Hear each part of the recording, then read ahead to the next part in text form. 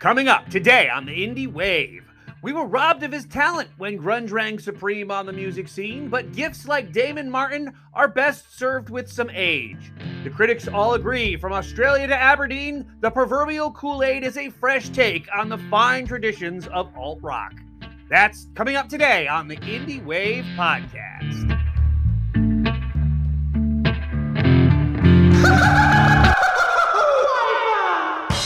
The Indie Wave podcast with That Sailing Guy. That Sailing Guy, also known as Christopher German. In partnership with Glacier FM and broadcasting from the birthplace of grunge, Aberdeen, Washington. Welcome to the Indie Wave podcast. Welcome to the Indie Wave podcast. I'm your host, That Sailing Guy. Each week we delve into a different corner of the Indieverse. We've covered the soulful sounds of Joe Weimer, the old school punk of Crashed Out, the smooth R&B of Dossie, and mix in a little Jackie Gibson with her big band crooner, and a little reggae from Albert Lloyd, and we have a full Crayola box full of color and sound that makes the Indie Wave so amazing.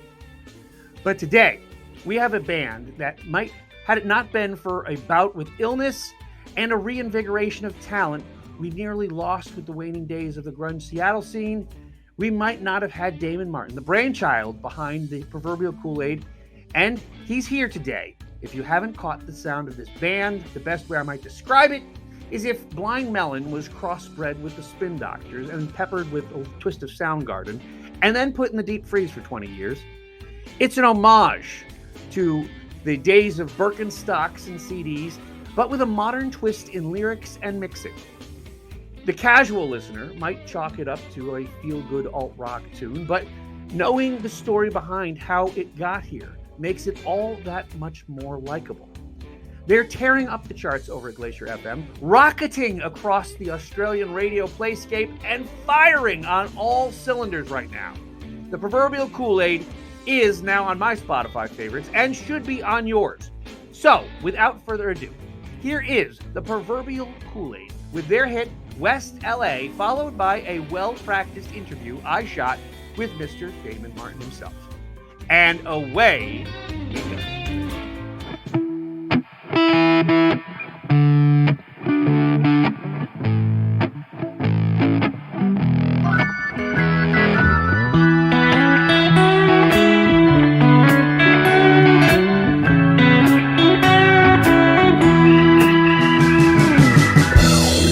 Wake up tired about every day.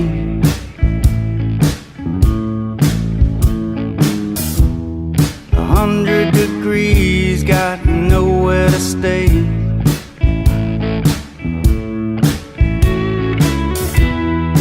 What am I doing in West LA? Do I pack up my bags and simply go away? Well, today, it's okay. I got nothing to do but sing my songs and play. Well, today, I got nothing to do but sing my songs and play.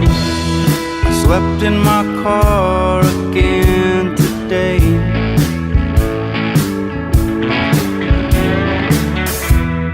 The man at the bar said, "Son, go away."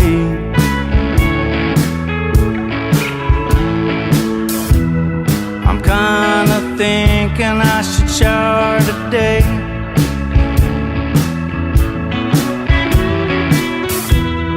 The movie stars ain't looking my way. Today, it's okay. I got nothing to do but sing my songs and play. But okay, I got nothing to do. Hey folks, Captain Chris German here, that sailing guy. We have a wonderful second chance at this. Okay, I blew it yesterday. I didn't record the interview, but today we have the record on. We have all systems go, and we have an amazing guy for you to talk to. In fact, you can count us as my household as the newest subscriber on his Spotify list, which we were number 31. So you need to put 32 through 10,000. Put on Spotify because this guy is good. He's really, really good, and he's got a hell of a story, which I heard yesterday. But because I screwed up, I didn't record it. So we're gonna fix it today. We're gonna do take 2 of this, and I got a doubly good chance because I really want to do this interview for you, and I really want to share this guy with you. And without further ado, let me introduce you to the Proverbial Kool-Aid. This is Damon Martin. And Damon, put your face on this screen. Let's talk a little bit about your music, and let's fix everything we messed up yesterday. All right. I do appreciate your understanding of all that. I'm ADHD and I screw up every once in a while, but hey, it's what we do, right? But you were good enough to come back today, and quite frankly, your story is the story I want to get out there, because quite frankly, as I told you just prior, we were listening to you on Spotify last night. I followed you on Spotify. My wife loved your cuts. We really are giant fans of what you're doing. Perhaps it's because we're part of a specific generation, but also because we like good music. And this, I think, is very chill. It's very, very bluesy. It's very earthy music. It's very approachable. And quite frankly, I think it's a lot of fun to listen to. Particularly your newest hit. Well, it's not your newest hit anymore, is it? But the hit that Glacier FM tracked me onto.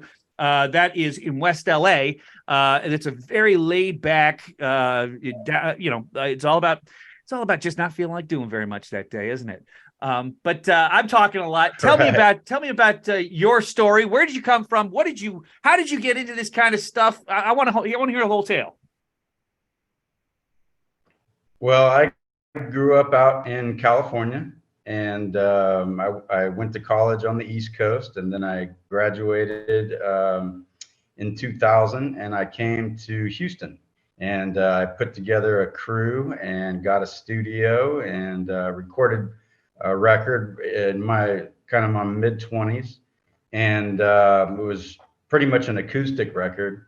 And then I put it on the shelf for a lot of years, 10, 15 years. And last year, kind of right after the lockdown from COVID was coming out, I got real sick, and I was in the hospital for a month, and I was in rehab for 6 months of that. And I just decided, instead of going back to the desk job, why not?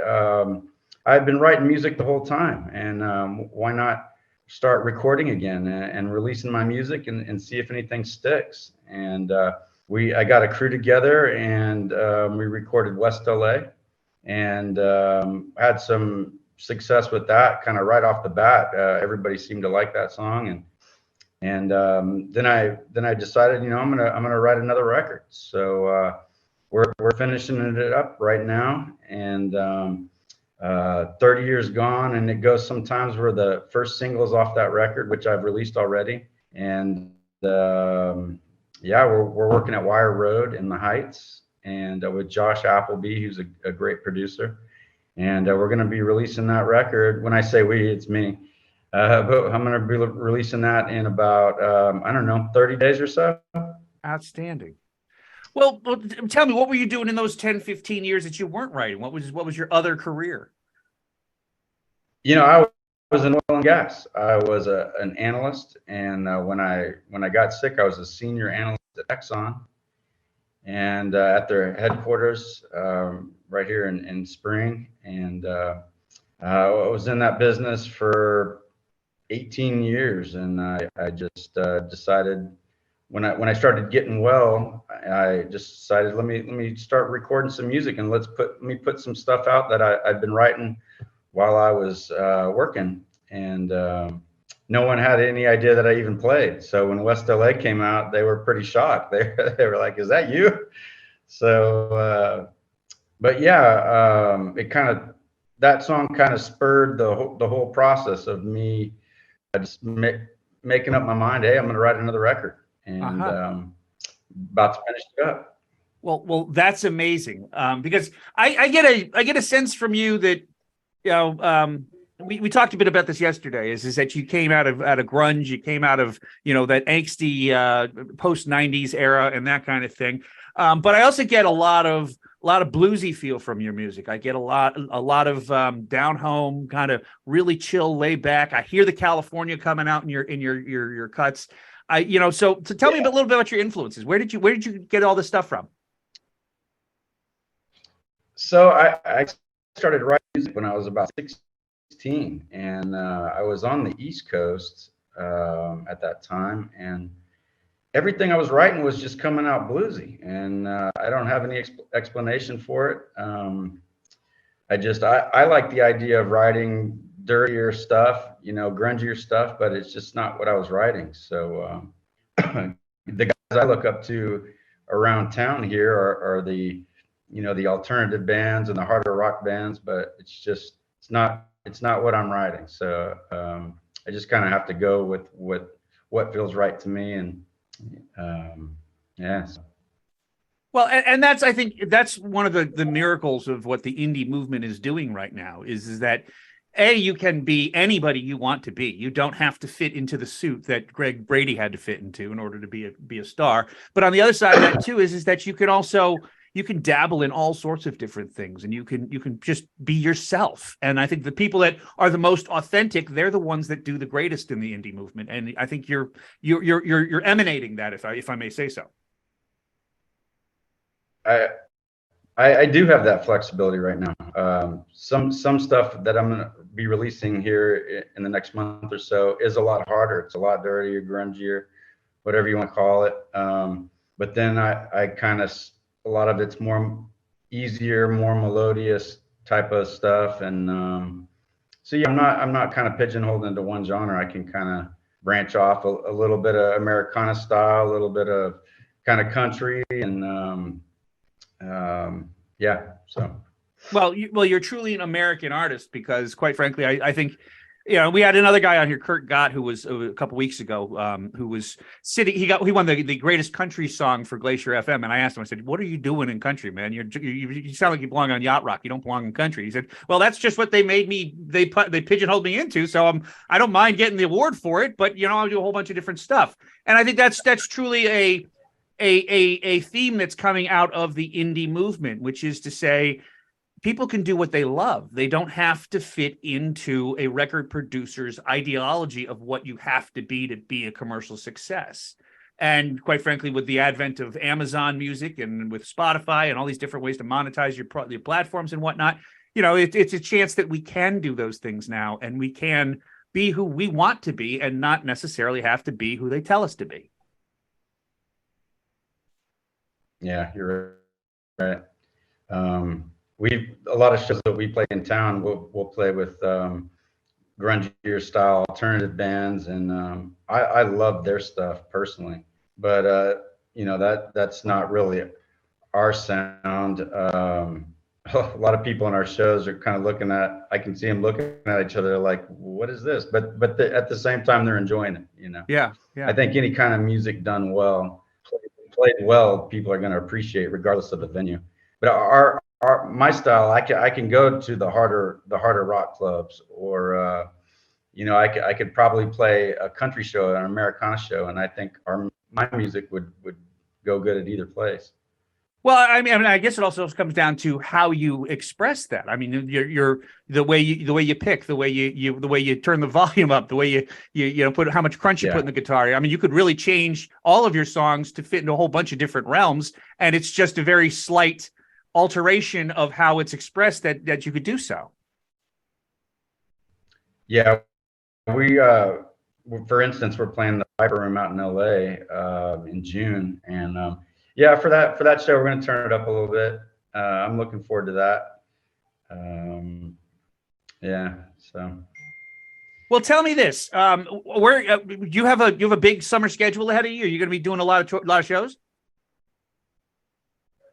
I book shows one at a time. I just have a list of venues, clubs, whatever that I want to play, and for me, they're just like personal goals. and I'm just knocking them off one by one.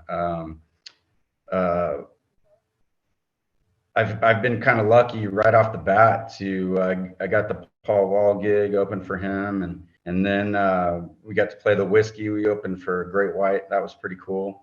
And this Viper Room gig's pretty big. So and you know, I feel lucky because those guys can say no to anyone. You know, Yeah. so I just sent in my links and talked to those camps, and they said sure, come on, and you know, here we go. So.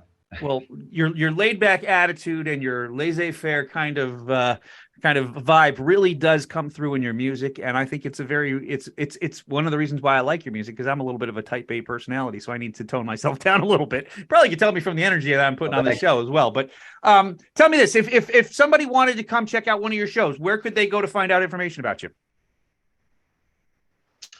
We have a website. It's pcamusic.com. And we're on all the platforms, and we do social media. So, and there's a booking number on there and a contact on the website. And if you want us to come play, just reach out and maybe we'll work it out. Well, that sounds amazing. And PCA meaning Proverbial Kool-Aid, because we talked about this yesterday about where the name came from. And quite frankly, I think it's one of the more endearing traits of your music is it's a cool name. So thank you for doing that as well. Tell the wife thanks for the liking our music too. Appreciate it. Well, I will do that. And as we always do when we have we conclude our interviews, is we play a second cut. And we talked about this yesterday. And quite frankly, this is one of the songs that my wife last night liked the most, which is 30 Years Gone. And we're going to play that right now to give everybody a taste of what your next album is going to sound like. And we do hope that once that album comes out and you get your first Emmy for it, you'll come back on the podcast and you'll tell us what that's all about. We can hope anyway, right? Yeah. All right. So without further ado, here is 30 Years Gone by the Proverbial Kool-Aid. And you've been talking with Damon Martin, and he's a great guy who is really nice to come back because I screwed up yesterday. But quite frankly, I think we had a really great talk today, and you're watching the Indie Wave. Now it's 30 Years Kool-Aid, or 30 Years Gone by the Proverbial Kool-Aid. You're watching the Indie Wave. Bye-bye.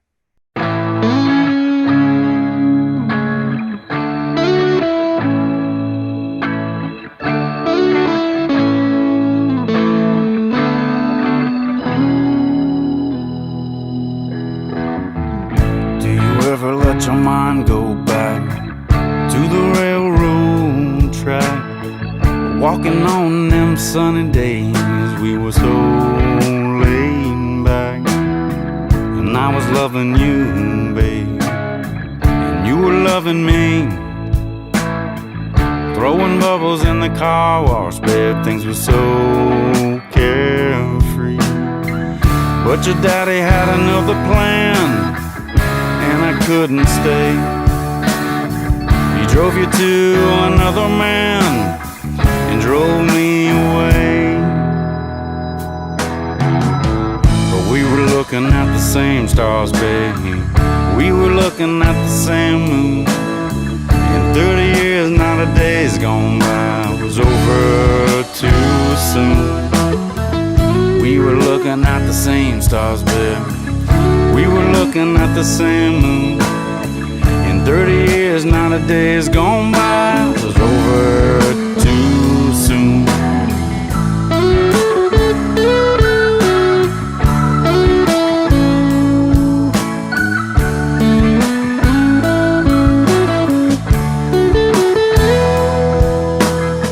I had a plan to be a different man if you stayed with me. Would have started us a family, put the kids in Little League. But nowadays everything's changed, and life ain't so free. And everything gets measured by how we used to be. Are we looking at the same stars, babe? Then are we looking at the same moon? In 30 years, not a day has gone by, and it was over too soon. Are we looking looking at the same stars, babe? And are we looking at the same moon? In 30 years, not a day's gone by was over too soon.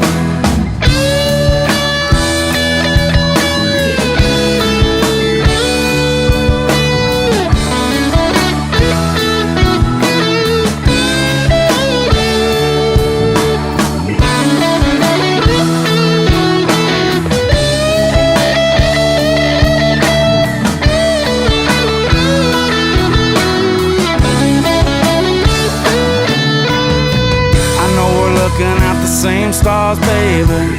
I know we're looking at the same moon. We're still looking at the same stars, baby. We're still looking at the same moon. We're still looking at the same stars, baby. We're still looking at the same moon. We're still looking at the same stars, baby. We're still looking at the same moon. We're still looking at the same stars, baby. We're still looking at the same.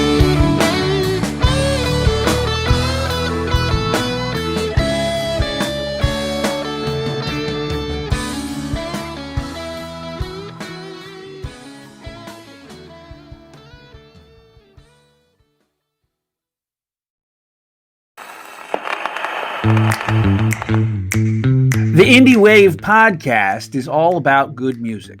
Rock to reggae, hip-hop, metal, folk, alternative, country, you name it. We work with Glacier FM to bring you the best and brightest new stars from the indie music scene and share the sounds you will never, ever hear on commercial radio. We're always looking for new talent, and if you have a band or sound that needs to reach a new audience, we want to hear it. Submit a clip of your album or single to glaciermusicradio@yahoo.com, or send your track to me at thatsailingguy.com, and I'll have a listen and share it with the folks over at Glacier FM. We're all about good music, and if you have a cut we need to hear, share it with us today.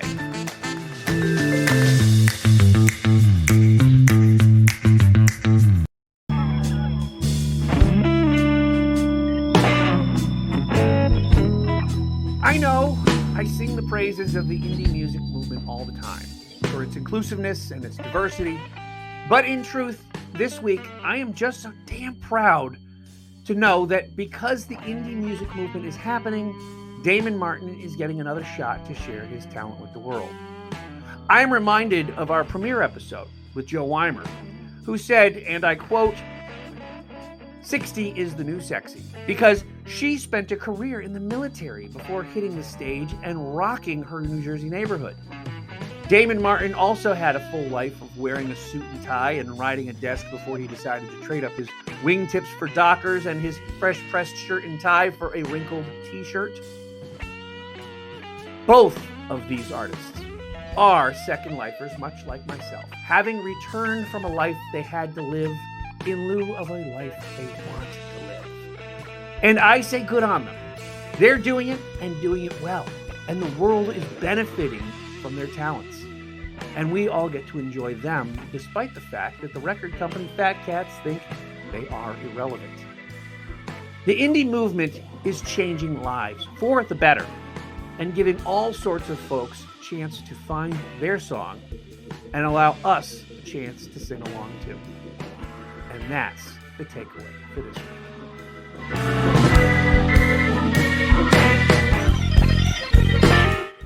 Well, that's a wrap for this week. Big thanks to Damon Martin for coming back on day 2 so that I could record his interview. I really wanted to share the Proverbial Kool-Aid with you, and not just because I'm a Gen Xer with a passion for alt-rock, but because the talent Damon and his bandmates have is amazing. And I would not be at all that surprised to catch them on one of the network's morning shows one of these days. They're really that good. And I do hope you'll subscribe to them on YouTube and Spotify.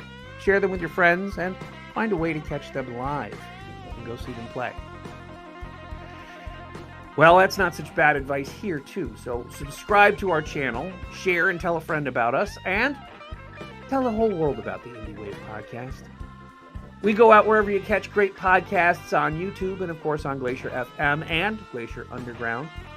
We're coming to the end of our first season, only 2 more episodes to go, but we'll be back in the fall when we'll have even more hit makers and maybe even a sponsor.